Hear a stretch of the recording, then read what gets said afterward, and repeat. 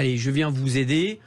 Et voilà. Et du coup, pour aider en tant qu'infirmier. Enfin, exactement. À la base, soins, tout ça. Pour la population. Hein. Pour la population, absolument. Voilà, pour aider les femmes et les enfants et tous les réfugiés et la population ukrainienne.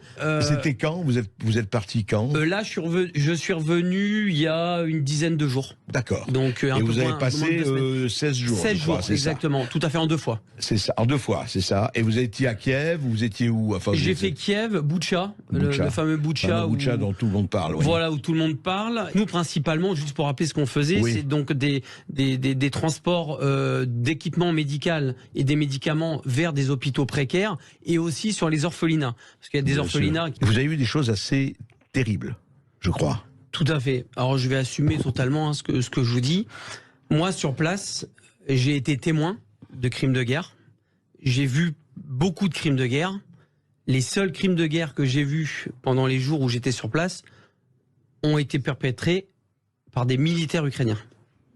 Et non pas par des militaires russes. Ce qui ne veut pas dire... Ce qui ne veut pas dire exactement, j'allais y venir, qu'il n'y a pas de crimes de guerre russes, mais il y en a aussi au niveau ukrainien. Vous avez assisté... Et on n'en parle pas. Ouais. C'est ça, moi. Quand je suis rentré en France, j'ai été extrêmement choqué, même des personnes qui sont invitées sur les plateaux télé à droite à gauche. 80% de ces personnes-là ne sont pas allées au moment où il y a la guerre et se permettent de parler, etc. Ça m'insupporte. Parce que entre ce que je vois et ce que j'entends sur les plateaux télé et ce que j'ai vu sur place, il y a une autoroute. Pour moi, c'est abominable. Je vais par exemple parler des militaires Azov. Les militaires Azov, à la base... Mais vous avez vu où ils sont partout? Ils sont partout. Ah, pas seulement à Azovstal, ou etc.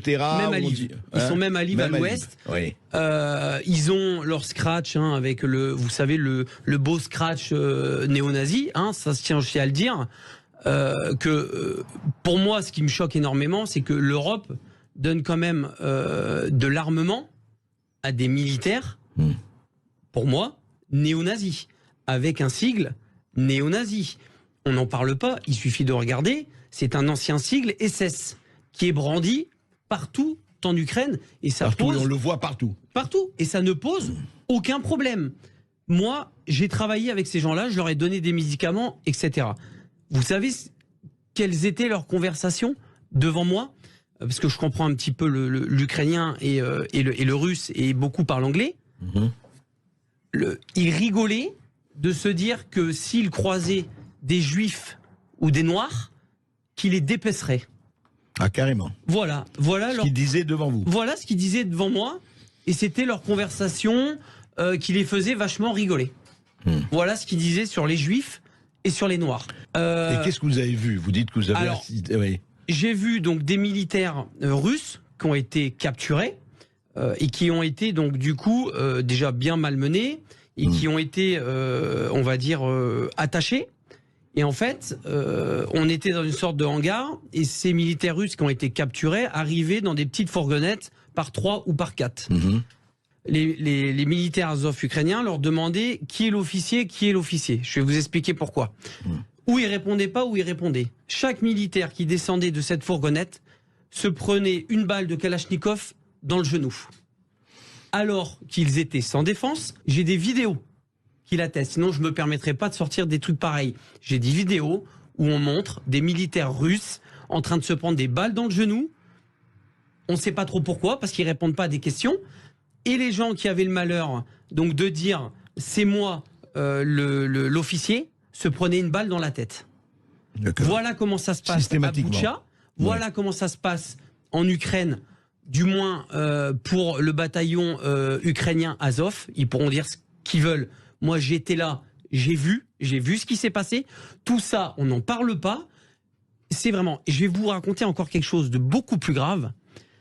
Vous avez des bombardements tout le temps, on voit la télé, etc.